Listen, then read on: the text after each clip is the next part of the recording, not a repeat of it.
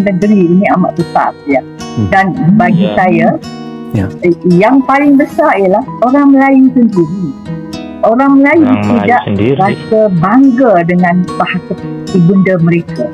Kalau kita nak menjual bahasa kita di keluar negara, memang saya setuju, kita rasa bangga, language pride dalam kalangan orang Malaysia, apalagi dalam kalangan orang Melayu terhadap bahasa ibunda sendiri. Gunakan bahasa lain pada tahap situasi-situasi kenegaraan dan kebangsaan Malaysia, terutama orang Melayu, untuk mencintai, menyayangi dan menghormati bahasa kebangsaan sendiri.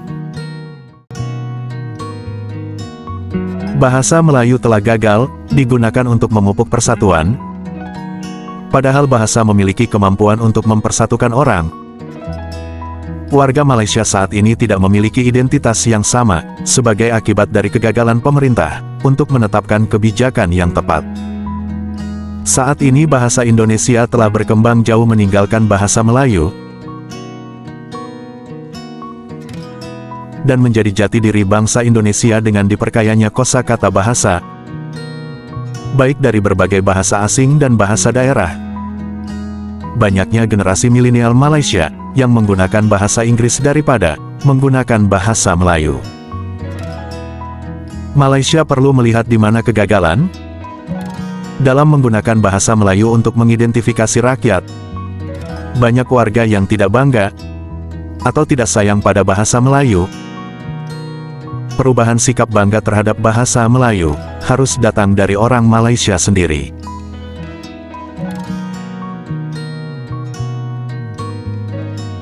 Sebelum mempromosikan penggunaan bahasa Melayu di luar Malaysia, Malaysia harus bekerja untuk menghargai dan menghormati bahasa kebangsaan sendiri. Sikap itu penting, karena saat ini banyak tidak ada rasa bangga di antara orang Malaysia untuk bahasa tersebut, apalagi di antara orang Melayu sendiri untuk bahasa nasional mereka. Bahkan para pemimpin partai berbasis Melayu sangat sedikit menggunakan bahasa Melayu. Meskipun persebaran bahasa Melayu paling banyak terjadi di berbagai penjuru Malaysia, penutur asli bahasa ini tidak sebanyak seperti Jawa, Sunda, Madura atau bahasa daerah lainnya di Indonesia. Dengan semua keunggulan yang dimiliki bahasa Indonesia, dari aspek historis, hukum, dan linguistik, serta bagaimana bahasa Indonesia telah menjadi bahasa yang diakui secara internasional.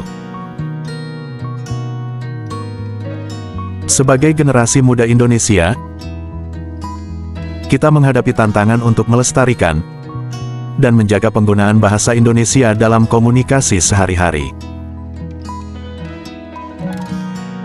Dengan cara ini, orang-orang di sekitar kita dapat bergabung dalam percakapan dalam bahasa Indonesia yang benar, dimulai dari diri kita sendiri. Lingkungan tempat kita tinggal hanya mempengaruhi cara kita berkomunikasi satu sama lain, agar bahasa Indonesia bisa berkembang sebagai bahasa internasional.